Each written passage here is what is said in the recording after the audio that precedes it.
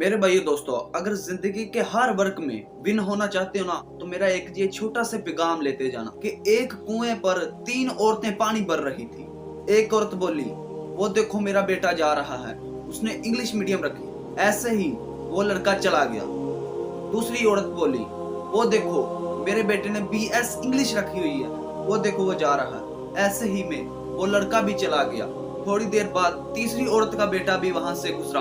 उसने भी बाकी बेटों की तरह अपनी माँ की तरफ देखा, अपनी माँ के पास आया, उसने पानी से भरा गरा उठाया और अपने कंधे पर रख लिया, और एक पानी से बड़ी बाल्टी को उठाया और अपने हाथ में पकड़ ली।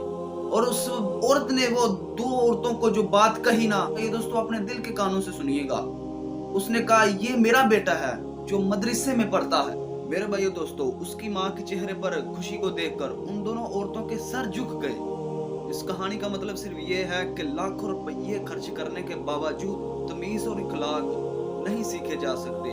मेरे भाइयों दोस्तों, जिंदगी में अगर कामयाब होना चाहते हो, हर एक जगह में विन होना चाहते हो ना, पहले आपको तमीज और इखलाक अच्छा करना होगा। If you want to be successful in life, you must first improve your moral. मेरे भाइयों दोस्तों, अगर जिंदगी में कामयाब होना चाहते हो तो पहले अपने इखलाक को अच्छा करना होगा।